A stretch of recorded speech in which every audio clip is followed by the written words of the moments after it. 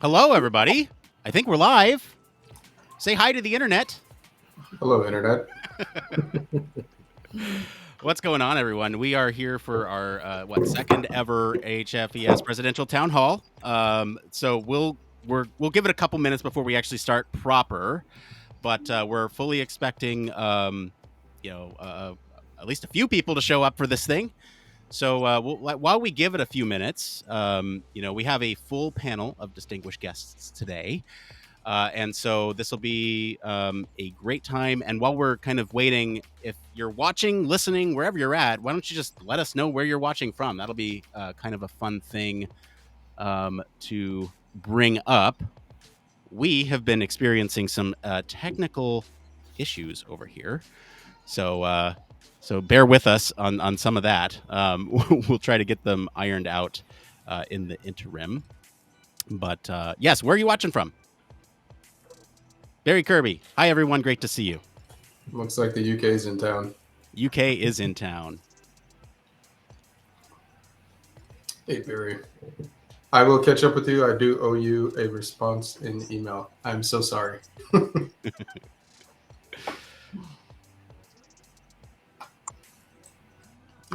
John. Hey,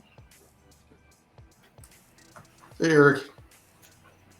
Eric, Everett, Washington. Here they all come. It's going to rain. John's in Daytona. Quebec? Houston, Texas. Canada. All right. Quebec, Canada. Wow, everywhere. Look at this. Tom in Minnesota.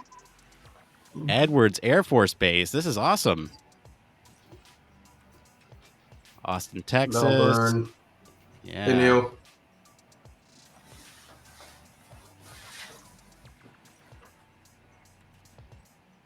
Well, thanks for watching, everyone. So today is we have big news, right? This is HFES is disbanding, right? That's kind of the big news today. It is. It's unfortunate, but that's what we're here to talk about. If anyone's watching later, it's April 1st, the day of recording. I'm just making that clear. I was going all serious, and I was trying to drag it out some more. Oh, man. Well, wouldn't that be something?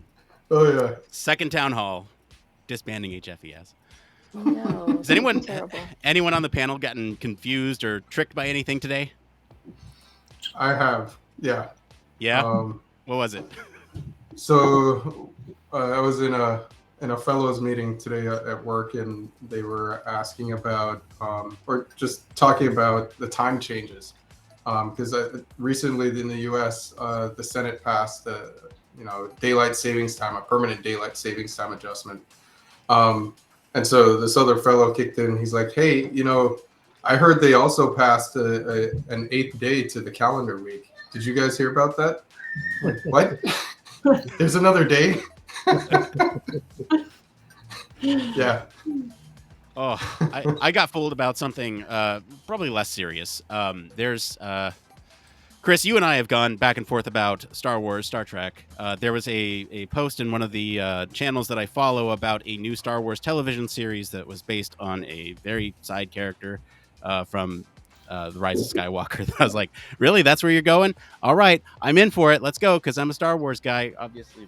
Everything, but yeah, I clicked on the link and it was I got fooled. April Fools. Yep. What about anyone in the chat? What's everybody been fooled by today? Any good ones? All right, we got Gary back. Let's see if we can get Gary on. Looks like maybe we'll see.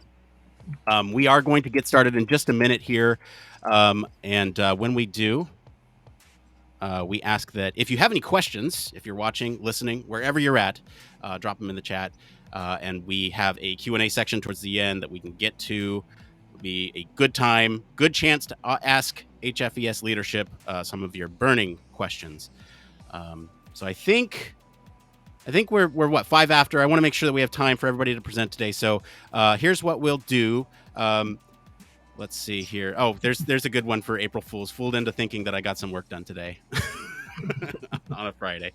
That's a good one. All right, so let's here's what we'll do. I will go ahead and just get started, I think. I'll kill the music here.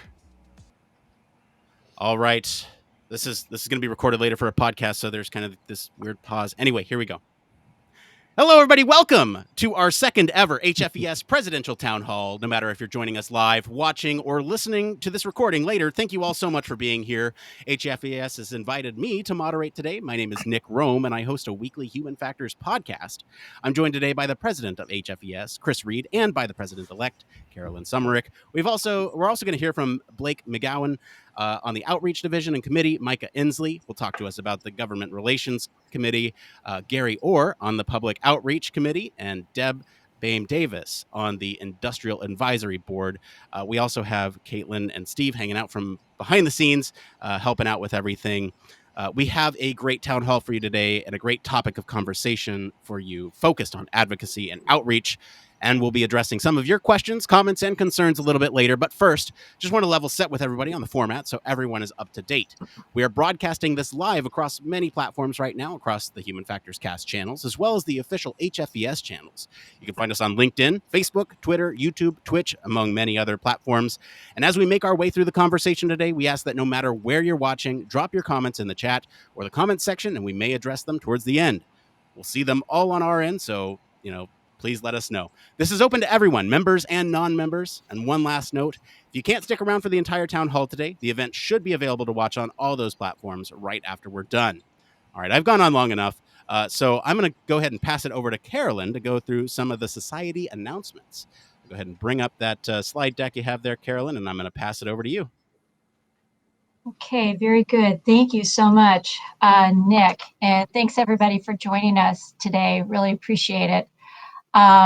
So just want to give you a few announcements from HFES. So first we're going over the agenda. I'm not controlling the slide deck. So sorry. Slide one. All right. So this is our slide number 1. So this is, again, a welcome to everyone. These are the presenters for today. And so we can move on to the next slide.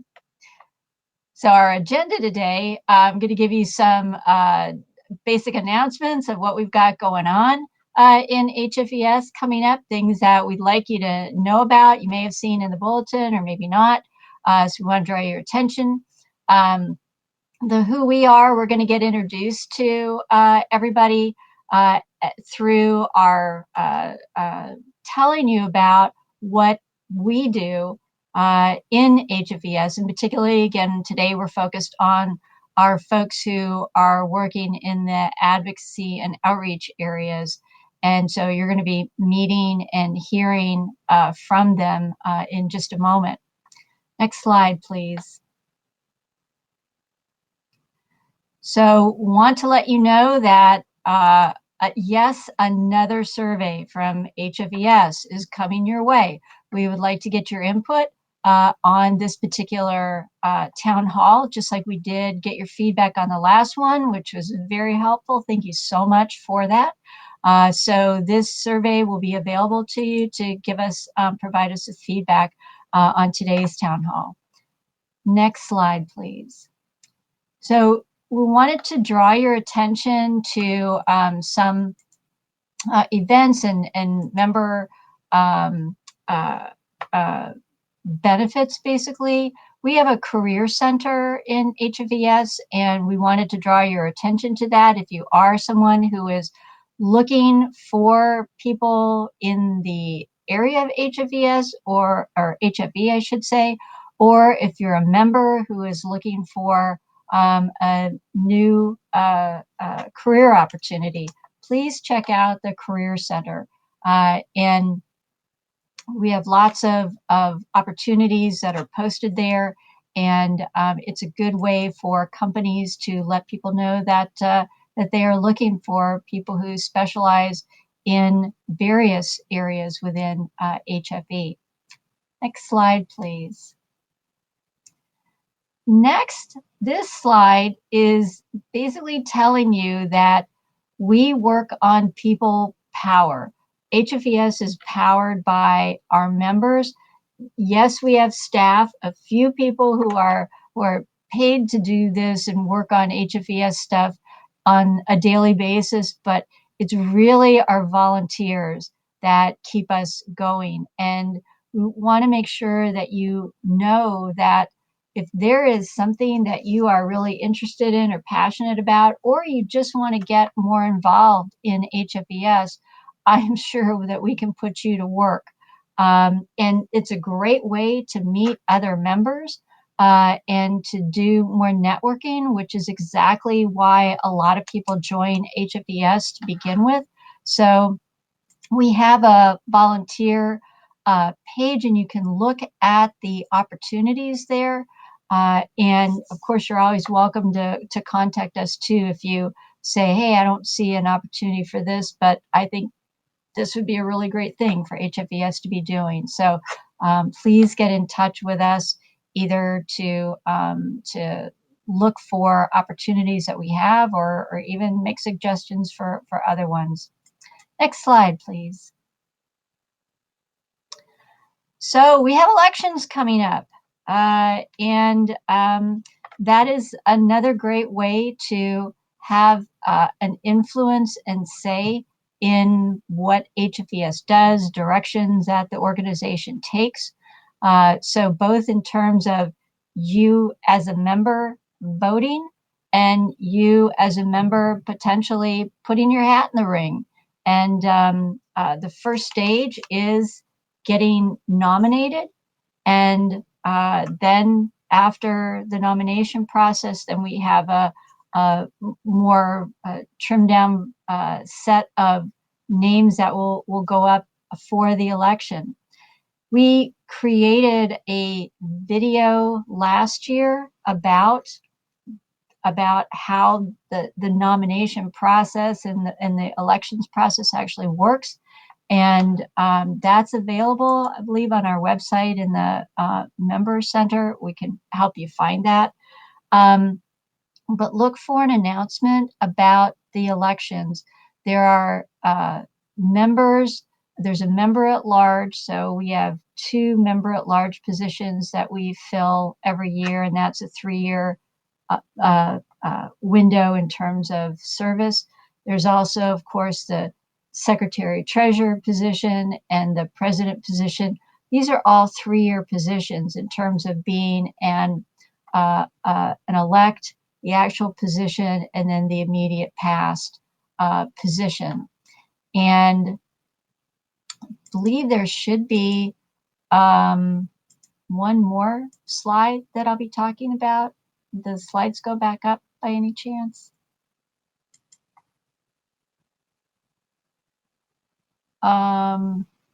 Not sure where the other slides went down. Oh, that's not good. Okay, well, I'm going to tell you what's on that slide that's not being displayed right now.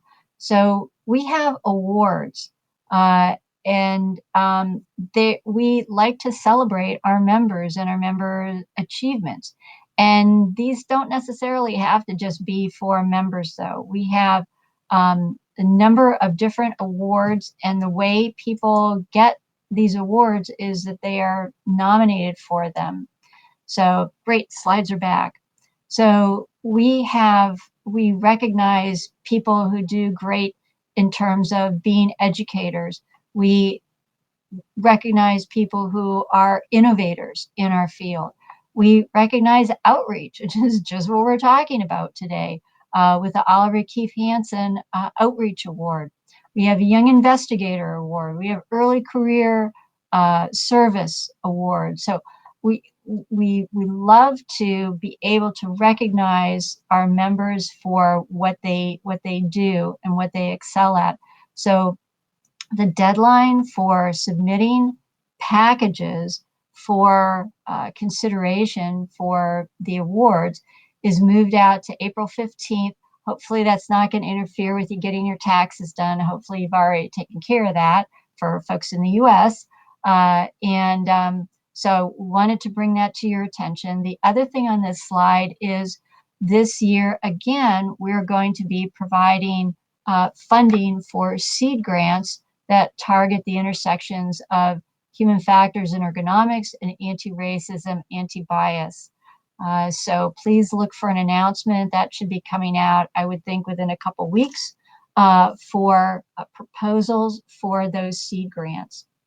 And I think that is all. Oh, no, more yet. There's more. Next slide. Our events. We do have a lot of sort of major activity events. We had the Titan Symposium in February, which you can hear the recordings of that and you should listen to. We've got a lot of great people in HFES who are people who, if you don't know the records, it's really great to listen to them. We had a very successful healthcare symposium that just completed last week, and there's going to be a slimmed down virtual version of that coming up in June, which you could consider. And then, of course, in October, we have our annual meeting. That'll be in Atlanta, and we are super excited to be in person again in Atlanta. And then ErgoX is going to be following up right after that. I also want to make sure that you know that we have webinars. So these are not the only activities that we have. We have webinars that are scheduled periodically. And so please keep checking the events page so that you're aware of upcoming events and read the bulletin. Those are also announced in there too. And now I think I'm done.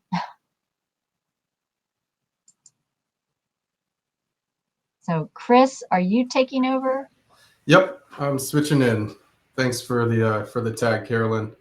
Hi everyone, Chris Reed is the president of HFES. For those who are new to Human Factors in Ergonomics or Human Factors in Ergonomics Society, just going to give a quick overview, a brief overview.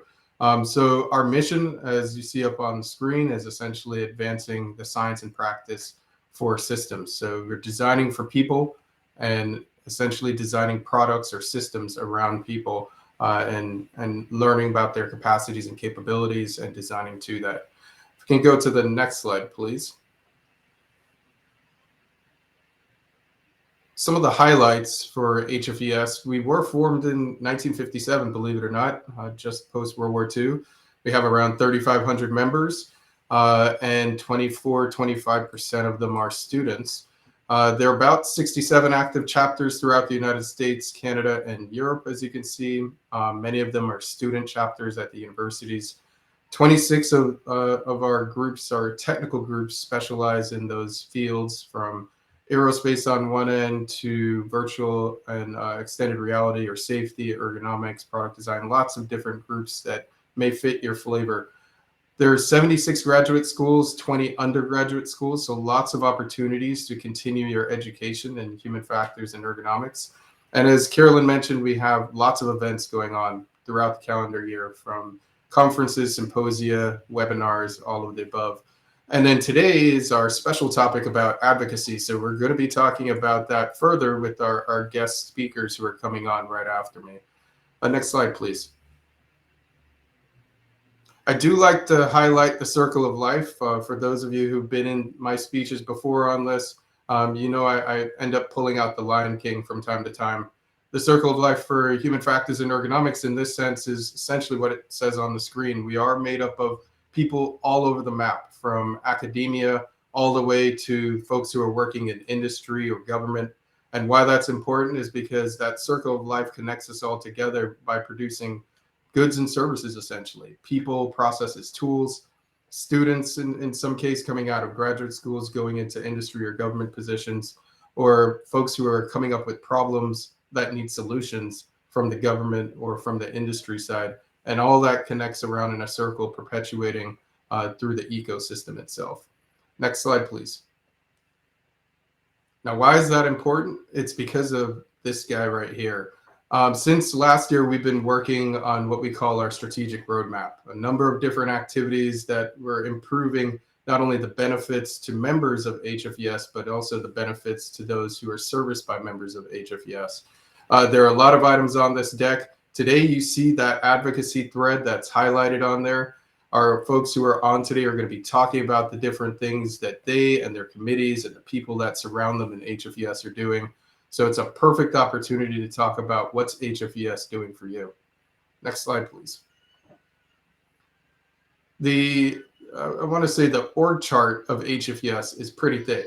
You can see it's hard to see many of these, but essentially what we have are 5 divisions that make up all of the background, what happens behind the curtains of HFES. Today, we're going to be zooming in on Blake McGowan up in the upper right. If we can go to the next slide, please. Blake is part of our outreach division. He is the division chair. And Blake will be telling you today about what his group tends to do for from ergonomics and human factors perspective. So Blake, are you on? Yeah, I'm here. Thanks, Chris. All yours, sir.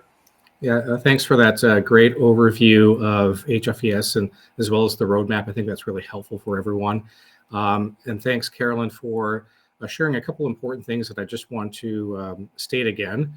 First, if you have not had a chance to view any of those Titan webinars, they're absolutely fantastic and a great way to learn from people with tremendous amount of experience and knowledge to share. And second, from Carolyn's message, if you are interested in volunteering and helping out the committee in a current activity or something new, please feel free to let us know. And thanks, Nick, for driving this bus today. For those of you that I haven't met, as Chris had mentioned, my name is Blake McGowan. I am a certified professional ergonomist, and I am the division chair for the Outreach or Advocacy Group. I have been a member of HFES for over 20 years, but this is my first time being part of the executive committee, and I started in November, so I'm very, very new to the executive committee as well as the committees in the outreach group. I'd probably classify myself as still in that learning phase. I'm not sure if I've progressed to first grade, but I'm definitely still in kindergarten, so I hope to share what I can today. As the outreach division chair, a lot of my role is communication between the committee chairs as well as the executive council, and making sure that there's good awareness of what's going on. And one of the primary purposes of this group is to educate our members as well as the public and community on what HFES has to offer. And the other one is sometimes often overlooked, is just to engage with practitioners and not always have to provide an exact solution, but start the conversation. Today, I wanted to provide a very high-level overview of the Outreach Committee. There's 9 different subcommittees within this group. Some of these committees I've had some engagement with, some of them I haven't. They are all doing excellent work. I just wanted to share with you, and I'll have to read some names off here and titles so I get it correctly.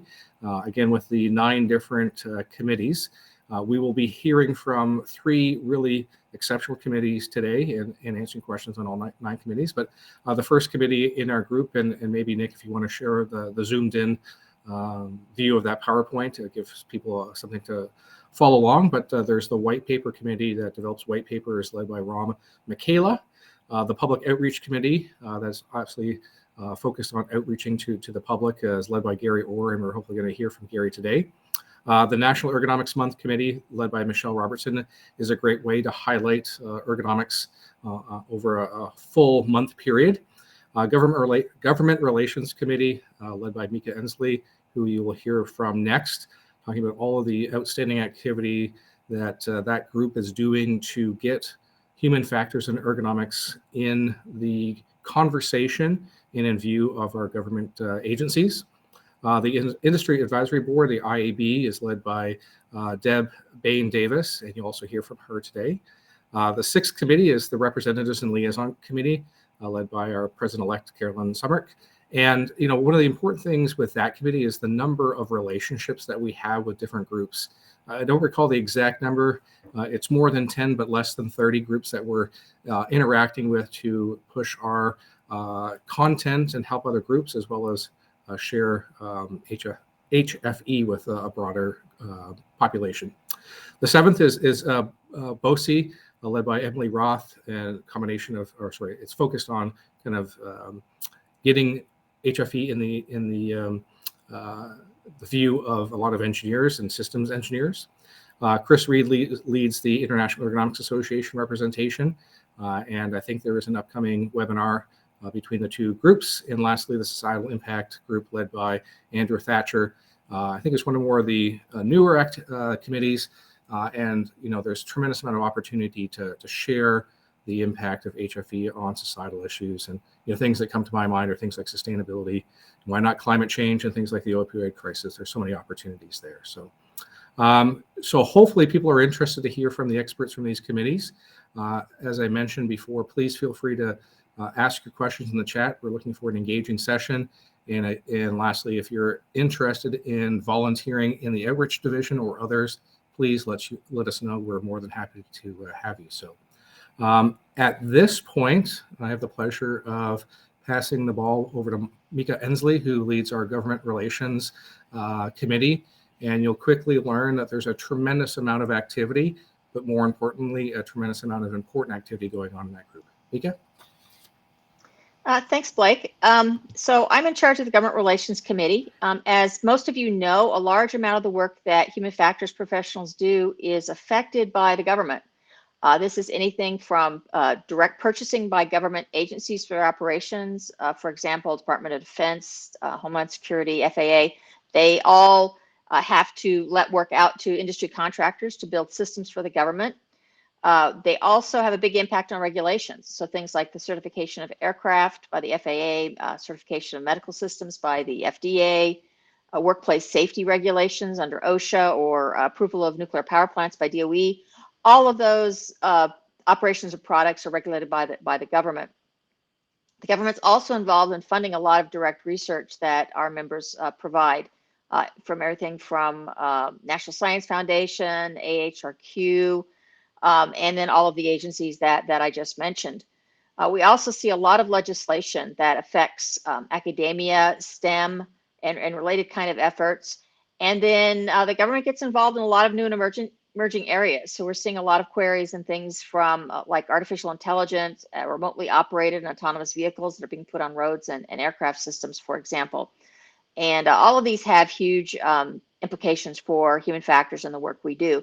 So the goal on our committee is to provide government decision makers with the best high quality human factors and ergonomic science as an input into their decision-making process. Most legislators and agency decision makers aren't experts in human factors and ergonomics. Many of them have simply never heard about it. And so we spend a lot of time explaining what human factors and ergonomics is and its value for system design. We try to translate human factors and ergonomic science into policy that can inform their legislative and decision-making processes. And we try to make sure that human factors and ergonomic science gets included in requirements and regulations that are being developed to go into their operations. We do this first by creating policy for the Human Factors and Ergonomics Society. It's not just my opinion or somebody else's opinion, but really what we do is we form committees of the experts in a particular area.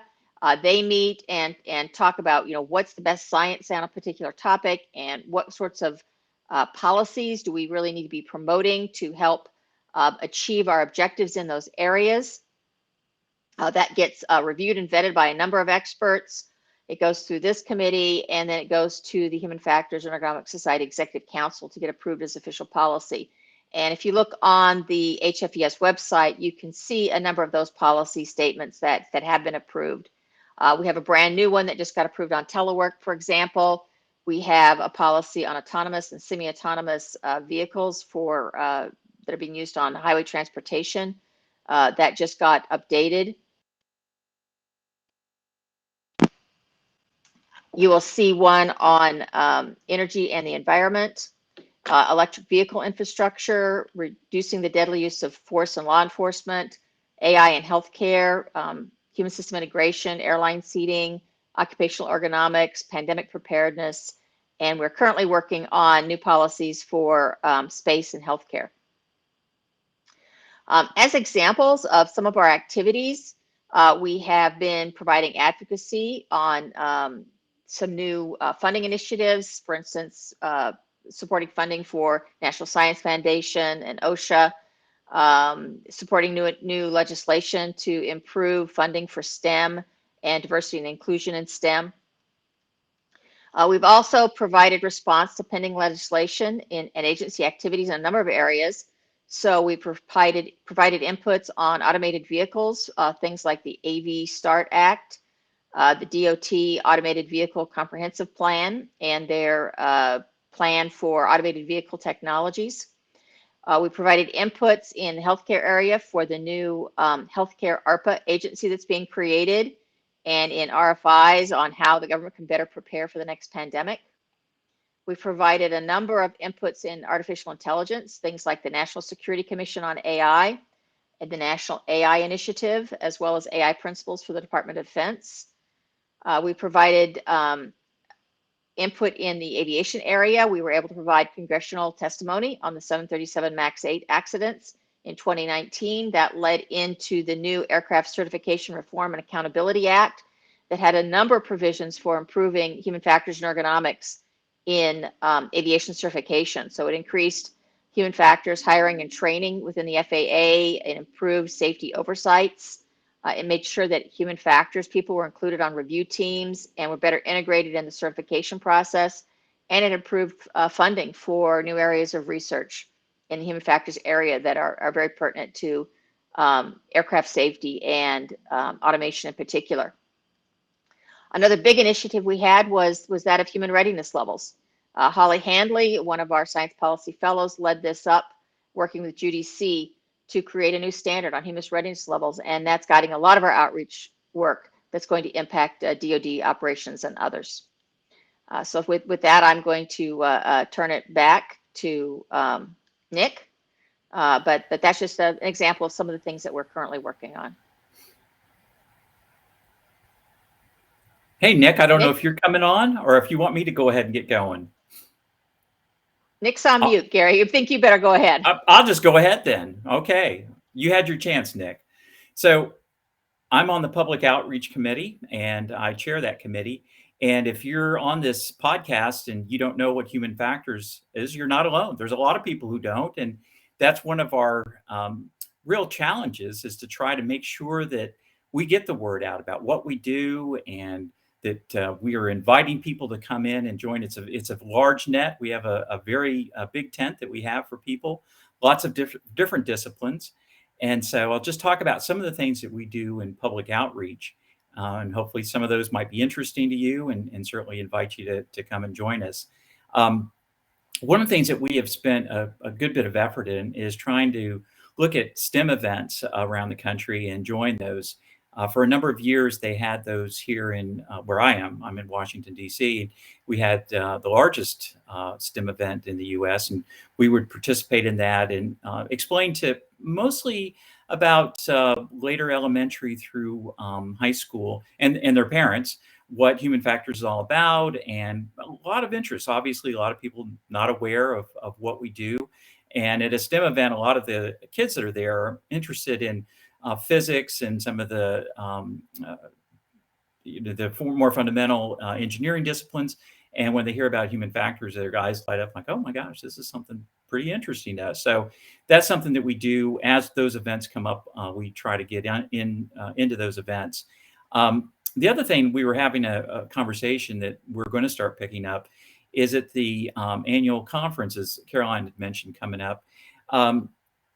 We used to try to get some of the more public leaning papers and research out into the public, and we're going to pick that back up again, so that we can have contact with the press. And if the press has some interest, as Michael was talking about, a lot of the information that we're researching has public interest. And so looking at what some of the current research is, I think would be interesting to the press and people that are developing articles in those areas.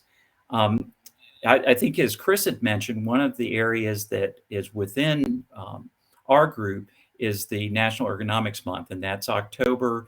And used to, that event was kind of concentrated on what the outreach, that mostly at the university level, what they were doing. They had different activities that they would do both within their departments, whether that was an engineering department, psychology department, And sometimes that would be campus-wide, so there would be like a campus-wide event, and they'd participate in that and explain to the other folks on campus what human factors was all about.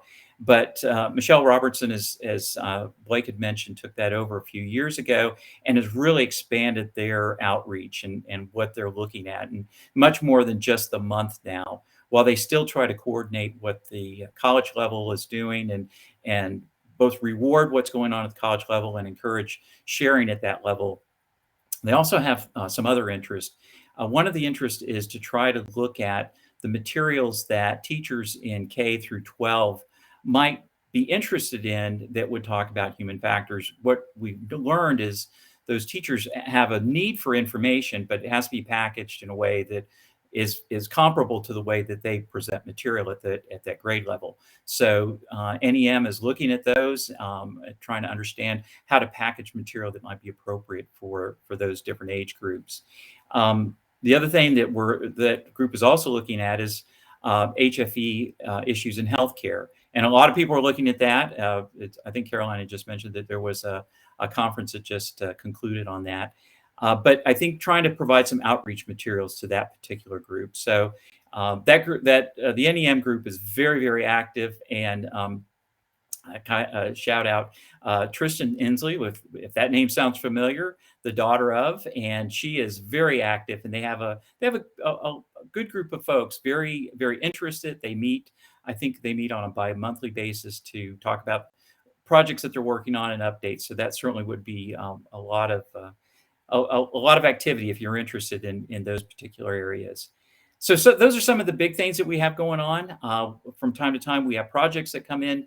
A couple of years ago, there was a video contest, explain what human factors is in a short video. And so we headed up that project to get those videos both ranked and then to provide rewards to the winners of those. So as those projects come up, we certainly get involved in doing some public outreach there. So, as we were talking about putting together what we're doing, some questions that came to my mind for you is as you think about public outreach, what is it that people would want to know about human factors and ergonomics? And so to try to help us focus, where should we be spending our efforts and moving in that direction? And obviously, different groups of people are going to have different interests. So, we talked about the student participation, K through 12. There's going to be those people in college. There's going to be the young professionals out there. And there's going to be people who are mid-career and later career. So all those different types of age groups certainly have some different information needs. So as you're thinking about public outreach, I'd appreciate your thoughts on some of those questions. And Nick, I will turn it back over to you. Thank you. Is my mic working now? Because it's really hard to host a panel when the internet keeps dropping out. You are working. You are loud and clear. Thank you. All right. We're going to pass it over to Deb. And thank you, everyone, for dealing with my internet service provider issues today. They're going to get a sternly worded letter along with the service that we're using today. So, Deb, I'm going to pass it over to you so you can let everybody know about the Industrial Advisory Board Committee. Great. Thank you so much, Nick. So the Industrial Advisory Board Committee is actually the newest committee in this domain. Has existed for less than a year. And therefore, we don't have lots and lots of accomplishments to share like Micah and Gary were able to share. But as you heard from Blake and from them, we're reaching out to the public, we're reaching out to the government, we're reaching out to other societies. But we were missing a connection to industry. And so to that end, Chris Reed established this committee, and he actually asked Andy Amata to chair it. Andy unfortunately couldn't make it today, so I'm just filling in for him. Now, the goal of this committee is to make our discipline relevant by ensuring two-way communication between industry leaders and our society. Now, as an applied science, we need to be relevant. Our research needs need to be targeted in the needed, promising, and fundable areas. And our applications need to be suited to today's problems. So one way to help meet that goal, to ensure that we have strong two-way communication between industry and society, is to set up a committee that allows us to bring in industry leaders and have conversations. Now, as I said, the committee is brand new, so we've only just begun our work. To date, we've reached out to other societies that have industry advisory boards, or IABs, to learn from them how they operate, how they get the best value from such a committee. And we've used that to develop a set of operating rules that will help us govern the way in which we operate. And we started to think about people who might be good industry representatives to recruit for the board. So we're not necessarily interested in people who are already in the society. We're looking for people who would be open to human factors work. And we're trying to reach out beyond our current membership to get people who are new, to get them involved and excited about doing HFE work. Now, we haven't reached out to anyone yet, and we won't do that until we have a clear message about how we'll meet our goal of ensuring those transparent two-way communications and the best way of translating our research results into practical applications that will make the value of HFE clear to our board members. I'm really excited to see where the committee takes us. If you have any experience with industrial advisory boards, we'd love to hear from you about those experiences. But other than that, right now, we're not necessarily looking for volunteers since we're just trying to get up off the ground. So with that, I will turn it back to Nick, who will move us, I think, into Q&A. Yeah, thank you, and thank everyone so much for the overview of various ways in which HFES is reaching out. I know I learned a few things, and hope that there are many more that are watching that have learned something as well. I think, yeah, like you said, now we'll go ahead and open it up to live questions. As a reminder, no matter where you're watching or listening, drop your comments in the chat or in the comment section, and we'll see them on our end. So let us know what questions you have. With that, I'll go ahead and bring up the entire panel now. So that way we can all have a wonderful discussion. And if I drop out, everyone can be available. Okay. I do have the first question here from Wayne. And Carolyn, I'm going to direct this one to you. Wayne writes, greetings, folks. Recently heard about the collaboration between the IISE Applied Ergo Society and HFES. Wondering if someone can comment on that. Thanks. Yeah, Wayne, thanks so much for that question. We are super excited about the MOU that was just drafted and approved between the two organizations. So, Gary Allred, who's a member of HFES, and also now I believe now with their meeting that they just had, that he's now the president of the AES, and he and Tom Albin have been working very hard on that MOU and bringing that to the two organizations. And now that we have it in place, Tom Rawl, who is also I saw in the on here today. Tom is one of our liaisons between AES and HFES. And these guys are already doing some really neat stuff, working with the occupational ergonomics technical group in HFES to develop some programming at the annual meeting, and also thinking about some webinars that would be of interest to members of both organizations. And also, I know that Tom, having just been at AES last week, that he was going to specifically be getting some people together at that meeting to think about some other types of activities that would provide benefit to members of both organizations. So we are super, super excited about that that new relationship, as well as some others that are, oh yes, Wayne, we will do that. Feel free to reach out to me with any questions you have. I'm excited about the collaboration. Great, Wayne. Thank you so much for that. Great question, Wayne. If anybody else has any questions, please drop them in the chat. I do have a question, and maybe we can go around the horn for all of you. So one question that people might be having is, how can I get involved with these awesome efforts? So maybe we'll start kind of in the display. We'll kind of start top left, and we'll just kind of work our way around. So Deb, let's start with you. How can folks get involved with the Industrial Advisory Board if they want to do so? So at the moment, the entire committee is myself and Andy. So if you have any desire to get involved, just reach out to me directly. And you can find my email in the directory, and I am happy to chat with you about opportunities. All right, Micah, if folks want to get involved with the Government Relations Committee, how can people do that? Well, we have a couple of ways. One is we have our subcommittees. We have 8 subcommittees on different topic areas, ranging from, aviation, law enforcement, occupational ergonomics, space, et cetera. So we have experts on those policies who help to form or on those subcommittees who help to form our policies, as well as acting as quick groups for quick response to legislation that comes out. The best way, though, to get involved is as a Science Policy Fellow. And the Science Policy Fellow program we created a few years back, and that selects 3 to 5 people each year.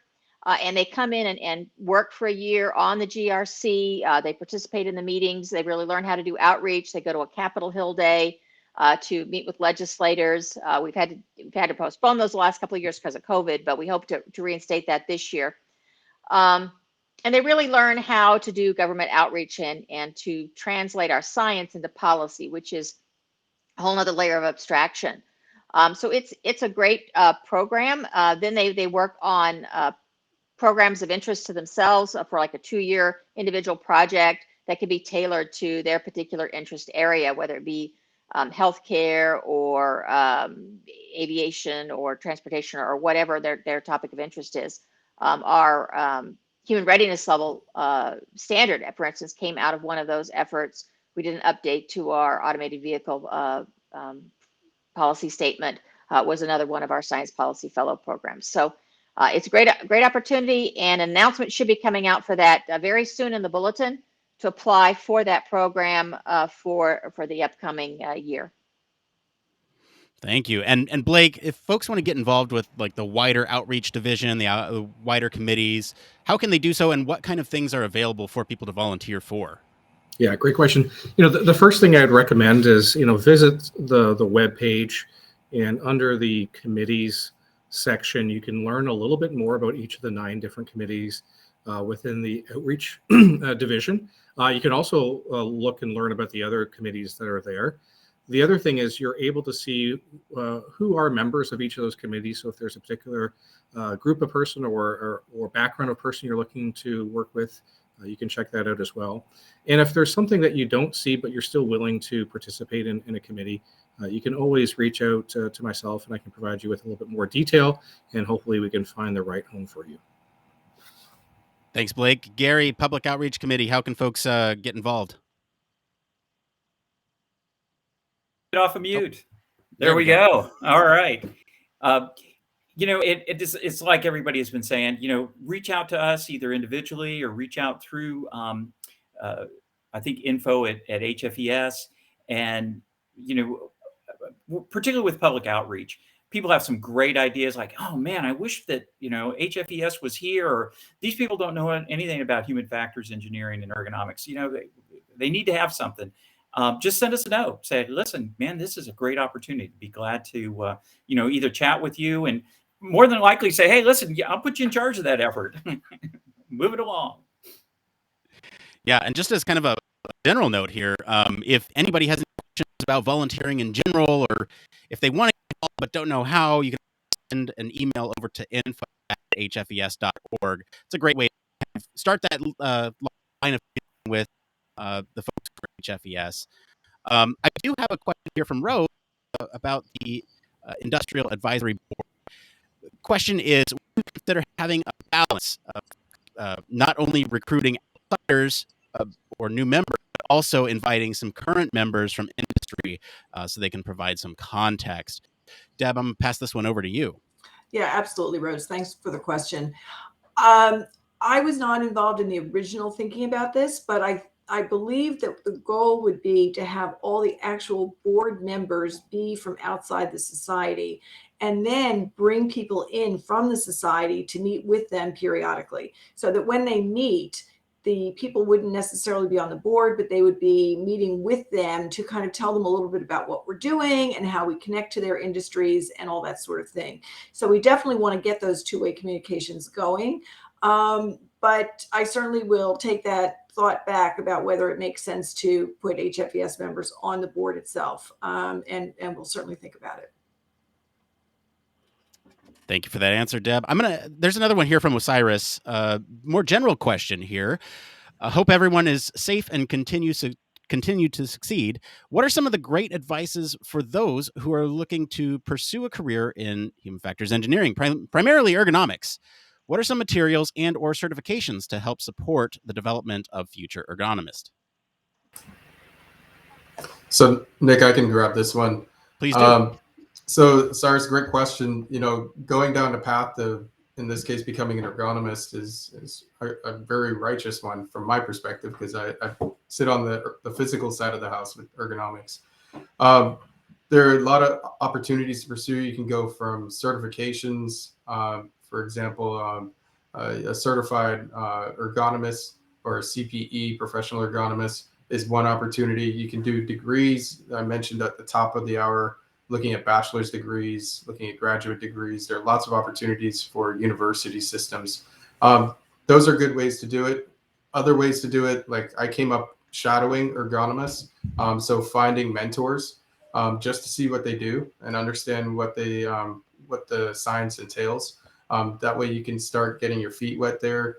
And then when you get into the school system or a certificate program, those are other options that you can get more involved with. And of course, you always kind of want to know where you'd like to be, a destination point. So if you have areas that you'd like to work in, maybe industry destinations, consulting destinations, start looking at what they do. That way you can prepare yourself through your schooling side for those potential jobs. Yeah, great answer, Chris. Let's see here. Anyone want to take this question on pandemic response and preparedness? Yeah, I can take that. So this is a really interesting topic that came up. And during the pandemic, of course, there was a lot of attention to things like availability of masks for healthcare workers or respiratory equipment, things like that, and lack of stockpile. So a lot of focus went on things like that.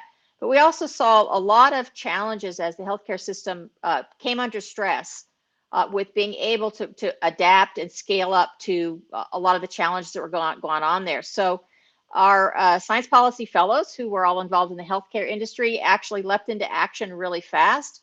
They were able to gather data on what was going on within healthcare organizations, particularly in the early days of the pandemic, as they were stressed in being able to perform adequately under the surge that they had.